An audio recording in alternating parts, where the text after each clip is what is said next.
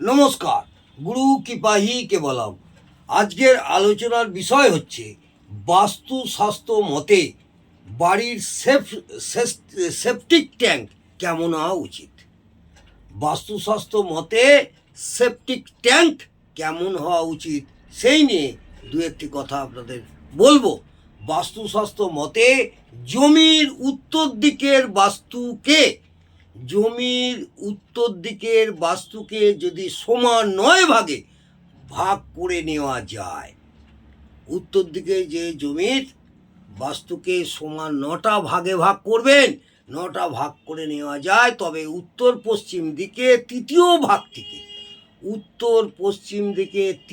ভাগটিকে septic tank করা উচিত। বোঝা গেল?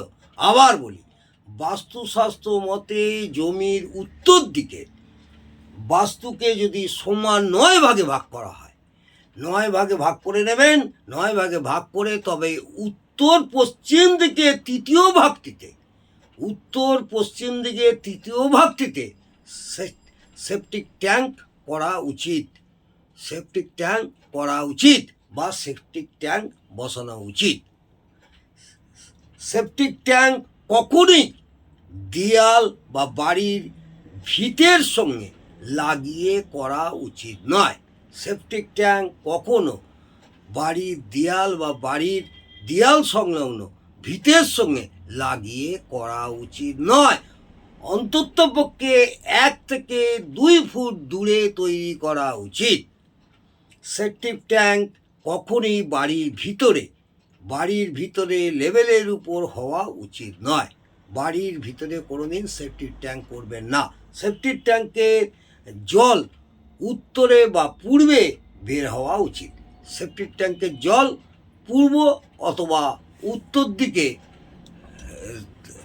যেভাবে জল আমাদের পাইপ লাইন করে বেরোয় সব ট্যাঙ্ক থেকে, সেইটা উত্তর দিক অথবা পূর্ব দিকে বের হওয়া উচিত। জমি বা বাড়ির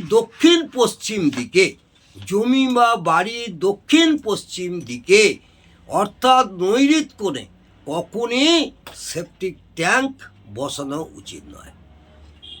বোঝা গেল? জমি বা বাড়ির দক্ষিণ পশ্চিম দিকে অর্থাৎ যেটা আমরা নৈঋত কোণ বলি, এই নৈঋত কোণে কখনই সেপটিক ট্যাঙ্ক করবেন না বা বসানো উচিত নয় বাস্তুশাস্ত্র মতে। বাস্তু শিল্পকলা অনুসারে নৈঋত কোণে কোনো রকম গর্ত খোলাও অশুভ। এতে বাড়ির অমঙ্গল হতে পারে। আজকে এই পর্যন্ত।